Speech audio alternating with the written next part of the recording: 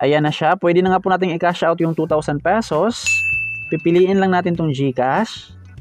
Meron silang transaction fee na 20 pesos. So yung ating ma-receive dyan, 1,980 pesos.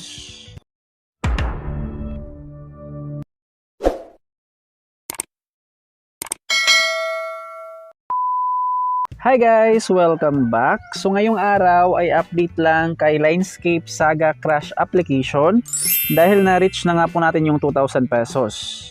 So dito nga po guys, para makuha natin yung 2,000 pesos ay kailangan talaga nating laruin tong kanilang game, which is ito nga pong mag-connect ng mga dots para makapag-earn ng green cash. Ayan, as you can see dito sa ating level, 332 na siya. And by the way pala, sa mga interesadong itry itong app, panoorin nyo lang yung ating step-by-step guide kung paano mag-register at syempre kung paano kumita dito sa kanilang platform. So pag-uusapan natin yung kanilang free 2,000 pesos regarding sa kanilang mga requirements. At ito na nga po siya, pagkatapos natin ma-hit yung 2,000 pesos ay lumabas na nga po yung requirements bago makapag-cash out. So yung kanilang first requirement ay dapat nakapag-check-in ng 15 days. Ayan siya. Tapos bago makapag-check-in ay dapat nakapag-view ka ng ads, at least 30 ads. Every 30 ads, 1 check-in. So sa isang araw, isang beses lang tayo dyan pwede makapag-check-in. Tapos yung pangalawang requirements ay ito namang inviting. So dito sa pag-invite, kahit 20 or 50 invites lang, basta makapanood ng 200 total of ads, ma-unlock na natin tong kanilang pangalawang requirements. Ayan, update ko na lang kayo dito guys kapag makomplete na natin tong dalawang requirements para nga po meron tayong sariling proof dito sa kanilang 2,000 pesos. Dito naman sa kanilang coins, basta makapag-ipon ka lang dito ng mga coins, wala nang requirements.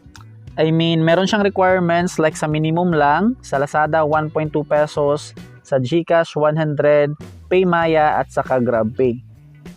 The next day. Ayan guys, ito na nga po yung karugtong ng ating video kahapon. So pagkatapos ko nga po na-reach tong 2,000 pesos, kinunta ko yung kanilang support. And then nag-response naman sila guys. Bali, clarify ko lang yung kanilang requirements. Kung talagang ito lang ba yung mga requirements, mag-check-in ng 15 days.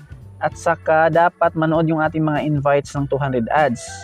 So yun nga po guys, bali ito lang talaga yung kanilang requirements daw para makapag-cash out ng 2,000 pesos. And then good news, dahil yung ating account dito guys, bali mas pinabilis nila na makash out natin yung 2,000 pesos since nalaman nila na ginawa natin ng content yung kanilang application. Ayan, kahapon pa nga po natin to na-reach tong 2,000 pesos. And as you can see dyan, pang 15 days na natin yung check-in and then na-complete na din natin yung 200 ads. Alright, i-check na natin siya. Check-in, complete. Sana hindi magbago tong kanilang withdrawal requirements kasi meron nga po ako nakitang ibang video na yung kanilang requirements sa panonood ng mga ads ay 100 lang, tapos dito nga po sa akin guys ay 200. So sana walang changes para nga po mas mabilis makapag-cash out dito sa kanilang 2,000 pesos. Ayan na siya, pwede na nga po natin i-cash out yung 2,000 pesos. Pipiliin lang natin tong GCash, tapos withdraw money. Meron silang transaction fee na 20 pesos. So yung ating ma-receive dyan, 1,980 pesos. Ayan, input natin dito yung ating GCash number, tapos pangalan ng ating GCash, and then confirm. So nag-success na siya guys, confirm.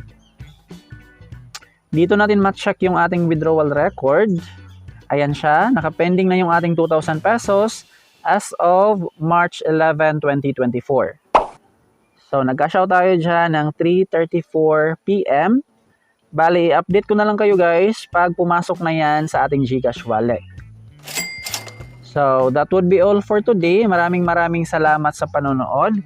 Huwag kalimutang mag-subscribe at i-hit ang notification bell para updated ka lagi sa mga earning apps and websites na ating sinishare dito sa ating channel. Bye guys!